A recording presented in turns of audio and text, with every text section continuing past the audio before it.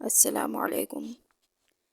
ایک دن سلطان نور الدین زنگی نے تنہائی میں یوسف یعنی صلاح الدین سے پوچھا، کیا تم چوگان کھیلنا جانتے ہو؟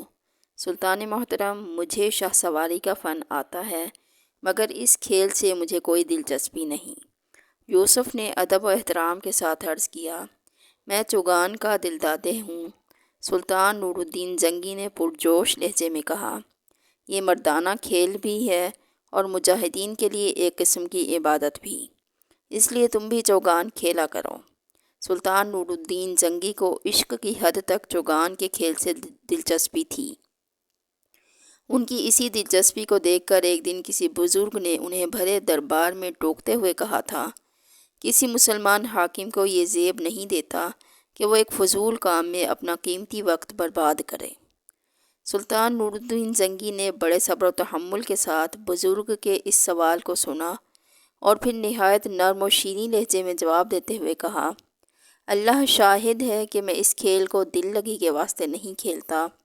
چوگان میرے لیے ایک ورزش ہے، کیونکہ ایک مجاہد ہمیشہ جنگ میں مصروف نہیں رہتا۔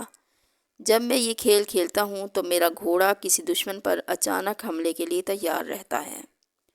بزرگ نے بڑی حیرت کے ساتھ سلطان نور الدین زنگی کا جواب سنا اور بڑے والہانہ انداز میں بولے، اللہ سلطان کی عمر دراز کرے، شاید ہی کسی حاکم نے اللہ کی رضا حاصل کرنے کے لیے یہ کھیل کھیلا ہو۔ یہی وجہ تھی کہ سلطان نور الدین زنگی نے صلاح الدین کو چوگان کھیلنے کا مشورہ دیا تھا۔ قدرتی طور پر صلاح الدین بہترین شاہ سوار تھا، نتیجتاً اس نے چند ماہ کی محنت کے بعد چوگان جیسے مشکل کھیل میں بھی مہارت حاصل کر لی۔ پھر ایک دن سلطان نے اپنے تمام امیروں کو میدان میں جمع کر کے حکم دیا، تم لوگ اپنے اپنے فن کا مظاہرہ کرو اور ایک دوسرے پر سبقت لے جانے کی کوشش کرو۔ بس یوں سمجھ لو کہ آج تمہارے فن سپاہ گری کا امتحان ہے۔ سلطان نور الدین زنگی نے ایک خاص حکمت عملی اختیار کرتے ہوئے اپنے امراء کے دلوں کو جوش اور ولولے سے بھر دیا تھا۔ صلاح الدین بھی چوگان کے اس مقابلے میں شریک تھا۔ اپنے امیروں کو حکم دینے کے بعد سلطان نور الدین زنگی اس نوعمر کھلاڑی سے مخاطب ہوا، یوسف آج تمہاری بھی آزمائش ہے۔ پھر مقابلہ شروع ہوا اور تھوڑی ہی دیر میں یہ بات ثابت ہو گئی کہ سلطان نور الدین زنگی کا کوئی سالار یا امیر اس کھیل میں صلاح الدین کی برابری نہیں کر سکتا۔ مقابلہ ختم ہوا اور تمام امراء نے بیک زبان صلاح الدین کی تعریف کی اور سلطان نور الدین کی پیش بینی کا اعتراف کرتے ہوئے کہا، ہماری آنکھیں دیکھ رہی ہیں کہ یہ نوجوان آگے چل کر بڑا سپہ سالار ثابت ہوگا۔ سلطان نور الدین زنگی نے بڑی محبت سے صلاح الدین کے کاندھے پر ہاتھ رکھتے ہوئے کہا، میری نظریں جس منظر کو دیکھ رہی ہیں وہ تمہاری نگاہوں سے پوشیدہ ہے۔ صلاح الدین کے لیے سلطان کی زبان سے یہ ستائشی الفاظ سن کر امیر ابن مرقوم کے سینے میں حسد کی آگ پوری شدت سے بھڑک اٹھی اور اس کا سرخ چہرہ کچھ دیر کے لیے سیاہ پڑ گیا۔ ان دنوں نجم الدین ایوب شہر سے باہر تھا۔ پھر جب وہ واپس آیا اور بیوی نے اسے چوگان کے اس مقابلے کی تفصیلات سنائیں تو وہ فرط مسرت سے چیخ اٹھا، مرحبا میرے بیٹے یوسف، مرحبا، تمہیں یہ شاندار کامیابی مبارک ہو۔ یہ کہہ کر نجم الدین ایوب نے بیٹے کی گشادہ پیشانی کو طویل بوسہ دیا، اب مجھے یقین آ گیا ہے کہ تم نے میری نصیحت کو دل سے قبول کر لیا ہے۔ پھر شام کے تمام امیروں اور وزیروں نے یہ منظر بڑی حیرت سے دیکھا کہ سلطان نور الدین زنگی یوسف صلاح الدین کے ساتھ چوگان کھیل رہے ہیں۔ ابتدا میں یوں ہوا کہ سلطان صلاح الدین سلطان نور الدین زنگی سے آگے نکل جانا چاہتا تھا، مگر سلطان کے احترام کے پیش نظر وہ ہر بار اپنے گھوڑے کی لگامیں کھینچ لیتا تھا۔ کچھ دیر تک تو سلطان اس کے طرز عمل کو سمجھنے سے قاصر رہے، مگر پھر انہیں اندازہ ہو گیا کہ صلاح الدین قصداً یہ حرکت کر رہا ہے۔ اس خیال کے آتے ہی سلطان نور الدین زنگی نے ڈانٹتے ہوئے کہا، یوسف، اس وقت میں تمہارا سلطان نہیں، سخت ترین حریف ہوں۔ اپنی پوری صلاحیتوں اور توانائیوں کے ساتھ میرا مقابلہ کرو۔ سلطان کا حکم سنتے ہی صلاح الدین نے اپنا گھوڑا آگے بڑھایا اور والی شام کو مقابلے میں شکست دے دی۔ یہ سلطان نور الدین زنگی کی اعلیٰ ظرفی تھی کہ اپنی شکست پر ناراض ہونے کے بجائے انتہائی مسرت کا اظہار کیا اور انعام کے طور پر صلاح الدین کو ایک قیمتی خلعت عطا کی۔ پھر ایک دن صلاح الدین نور الدین زنگی کے ساتھ چوگان کھیل رہا تھا کہ ایک خوفناک حادثہ پیش آیا۔ یوسف سلطان کے گھوڑے کا تعاقب کر رہا تھا۔ دونوں گھوڑے اپنی پوری رفتار میں تھے کہ یکایک صلاح الدین کے گھوڑے کو ٹھوکر لگی اور وہ اوندھے منہ زمین پر گر پڑا۔ اس کے ساتھ ہی یوسف بھی دور تک گھسٹتا چلا گیا۔ میدان کے کنارے کھڑے ہوئے خدمتگار دوڑ پڑے۔ سلطان نور الدین زنگی نے بھی فوراً ہی اپنے گھوڑے کی لگامیں کھینچ لیں اور بھاگتے ہوئے صلاح الدین کے پاس پہنچے۔ صلاح الدین کا گھوڑا جس انداز سے زمین پر گرا تھا، اسے دیکھ کر وہاں موجود خدمتگاروں نے یہی اندازہ لگایا کہ گھوڑے کے ساتھ سوار کو بھی شدید جسمانی نقصان پہنچا ہوگا اور دونوں کی جانیں ضائع ہونے کا بھی اندیشہ تھا۔ مگر لوگوں کے سارے اندیشے غلط ثابت ہوئے۔ جب سلطان نور الدین زنگی گھبرائے ہوئے صلاح الدین کے قریب پہنچے تو وہ زمین سے اٹھنے کی کوشش کر رہا تھا۔ سلطان نے سہارا دیا تو فوراً اٹھ کھڑا ہوا اور مسکراتے ہوئے کہنے لگا، میں اللہ کے فضل و کرم اور سلطان عادل کی دعاؤں سے بالکل ٹھیک ہوں۔ سلطان نور الدین زنگی بڑی بے چینی کے ساتھ صلاح الدین کے پورے جسم کا جائزہ لے رہے تھے۔ بڑی عجیب بات تھی کہ اتنے بڑے حادثے میں صلاح الدین کے ہاتھوں اور پشت پر معمولی زخم آئے تھے، مگر اس کا دلکش چہرہ مکمل طور پر محفوظ تھا۔ سلطان نور الدین زنگی کی غیر معمولی پریشانی دیکھ کر صاف محسوس ہو رہا تھا کہ صلاح الدین یا تو ان کا حقیقی چھوٹا بھائی ہے یا پھر بیٹا۔ سلطان کی یہ توجہ اور اضطراب دیکھ کر صلاح الدین کی آنکھوں میں آنسو آ گئے۔ سلطان محترم، میں آپ کے اس خصوصی التفات کو کبھی فراموش نہ کر سکوں گا، اور میں اللہ تعالیٰ کی عنایت خاص کو کبھی نہ بھلا سکوں گا کہ اس نے ایک انتہائی خوفناک حادثے کو سلامتی کے ساتھ ٹال دیا۔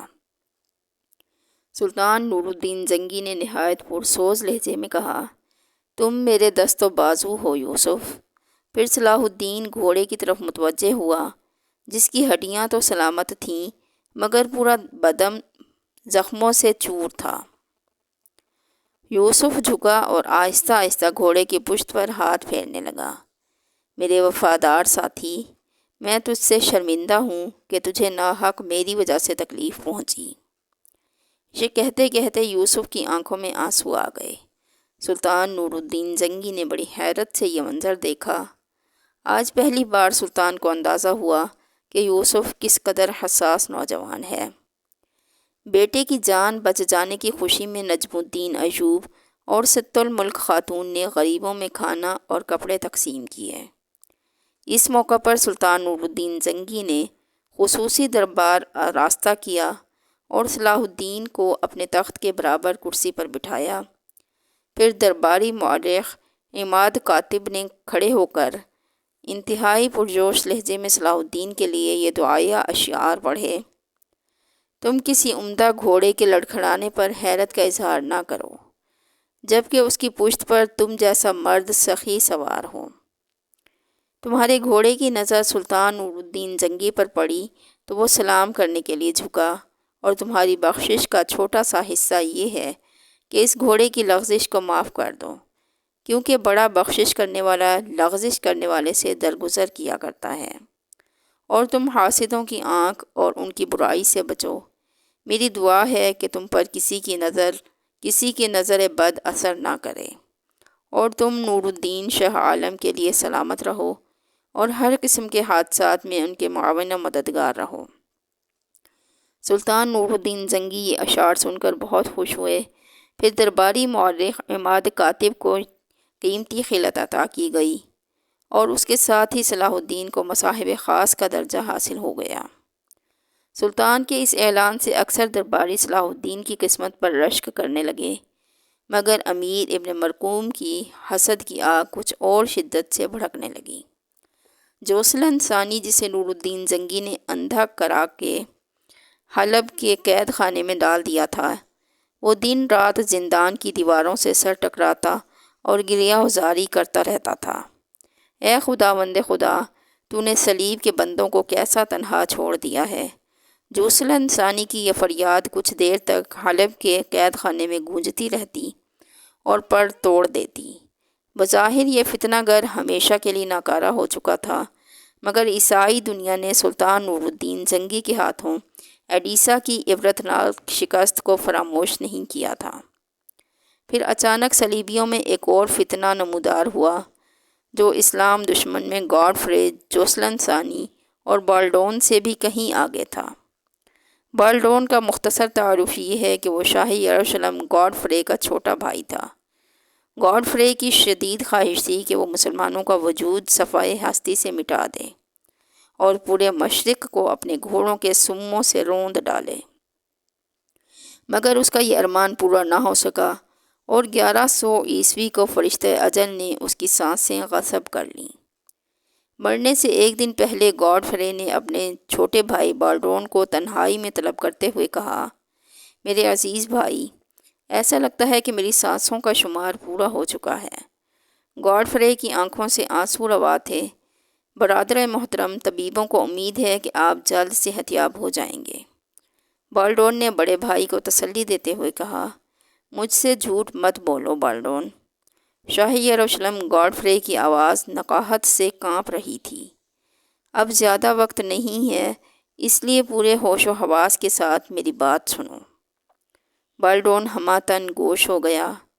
میں ساری دنیا پر مسیحیت کا پرچم لہرانا چاہتا تھا، مگر افسوس وقت نے مجھے مہلت نہیں دی۔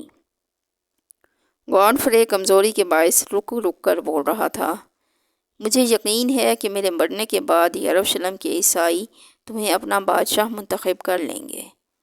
پھر جب تم تخت نشین ہو جاؤ تو میرے ناتمام خواب کی تعبیر تلاش کرنا۔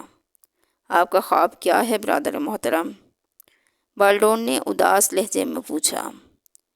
ہمیں کسی بھی مذہب کے ماننے والے سے کوئی دشمنی نہیں ہے۔ گاڈفرے کی آواز آہستہ آہستہ مدھم ہوتی جا رہی تھی۔ بس مسلمان ہی ہمارے پہلے اور آخری دشمن ہیں، اس لیے کہ وہ یسوع مسیح کو خدا کا بیٹا نہیں مانتے۔ تم پر فرض ہے کہ تم مسلمانوں سے اپنے پیغمبر کی توہین کا ایسا بدلہ لو کہ اسے رہتی دنیا تک یاد رکھا جائے۔ بالڈون نے بڑے بھائی کے کانپتے ہوئے ہاتھ اپنے ہاتھ میں لے کر وعدہ کیا کہ وہ مسلمانوں کے قصر اقتدار کو ڈھا کر ہی دم لے گا، اور آخری نصیحت گاڈفرے کی آواز ڈوبنے لگی۔ اپنے دشمن کو کبھی معاف نہ کرنا، ایک حکمران کے لیے اس سے بڑی حماقت اور کوئی نہیں ہو سکتی کہ وہ اپنے دشمن کو امان بخش دے۔ گاڈفرے نے مسلمانوں کے خلاف اپنے دل میں بھرا ہوا زہر کا آخری قطرہ بھی اگل دیا اور دنیا سے رخصت ہو گیا۔ گاڈفرے کی موت کے بعد یروشلم کے عیسائیوں نے اس کے چھوٹے بھائی بالڈون کو اپنا بادشاہ منتخب کر لیا۔ 7 دن تک یروشلم کی فضائیں گاڈفرے کے غم میں سوگوار رہیں۔ پھر بالڈون نے 40 دن تک اپنا جشن تاج پوشی اتنی دھوم دھام سے منایا کہ دیکھنے والے حیرت زدہ رہ گئے۔ شاہی محل میں شراب کی نہریں جاری تھیں اور حسین رقاصائیں عیسائی امراء کا دل بہلا رہی تھیں۔ پھر جب یہ جشن مسرت ختم ہوا تو اسے اپنے بھائی کا گاڈفرے کی وصیت یاد آئی۔ پھر وہ صلیبیوں کے لیے ایک لشکر جرار کے ساتھ توسیع سلطنت کا جنون لے کر یروشلم کی حدود سے باہر نکلا۔ پھر چند سالوں کے اندر بالڈون نے حیفا، بسیان، ارسوف، فیساریہ، سور، عکا، طرابلس اور بیروت فتح کر لیا۔ ان فتوحات کے دوران میں صلیبی لشکر نے مسلمانوں پر جو مظالم ڈھائے، آسمان کی آنکھ شاید ہی کبھی ایسے لرزہ خیز اور دردناک مناظر دیکھ سکے۔ عفت مآب مسلمان خواتین کی سرعام آبرو ریزی تو عیسائیوں کے لیے ایک دلچسپ تفریح تھی، مگر سب سے لذت انگیز تماشا یہ تھا کہ وہ دودھ پیتے بچوں کو ماؤں کی گود سے چھین لیتے تھے، پھر ان معصوموں کو ہوا میں اچھال کر اپنی تلواروں پر روکنے کی کوشش کرتے تھے۔ نتیجتاً صلیبیوں کی شمشیریں ان شیرخوار بچوں کے جسموں میں اتر جاتی تھیں اور وہ تڑپنے لگتے تھے۔ بالڈون کے وحشی سپاہی کچھ دیر تک یہ خون رنگ تماشا دیکھتے رہتے تھے، پھر بچوں کے ٹکڑے کر کے ان کی ماؤں کے سامنے ڈال دیتے تھے اور اس قدر کہکے لگاتے تھے کہ بہت دیر تک گرد و نواح کی فضا اس شور سے گونجتی رہتی تھی۔ بالڈون اپنے بڑے بھائی گاڈفرے کی وصیت پر پورا عمل کر رہا تھا۔ پھر جب وہ ایک فاتح کی حیثیت سے طرابلس میں داخل ہوا تو حسب روایت کسی مسلمان کو زندہ نہیں چھوڑا۔ جب اہل ایمان کے خون سے طرابلس کے گلی کوچے بھر گئے تو بالڈون مسلمانوں کے عظیم کتب خانے کی طرف متوجہ ہوا، جس میں 3 لاکھ کے قریب نادر و نایاب کتابیں تھیں۔ اس کتب خانے کی وسعت و عظمت کا اندازہ اس سے کیا جا سکتا ہے کہ 100 سے زیادہ کاتب دن رات نقل میں مصروف رہتے تھے۔ جب بالڈون طرابلس کے کتب خانے کی طرف بڑھا تو اپنے وقت کا متعصب ترین پادری گارڈزن بھی اس کے ہمراہ تھا۔ پادری کے ہاتھ میں ایک جلتی ہوئی مشعل تھی اور وہ دنیا کی نہایت قیمتی اور نایاب کتابوں کو آگ لگانے جا رہا تھا۔ جب کتب خانے کے منتظم ارسلان کو صلیبیوں کے اس خوفناک ارادے کی خبر ہوئی تو وہ عمارت کے صدر دروازے پر آ گئے۔ ان کے پیچھے 50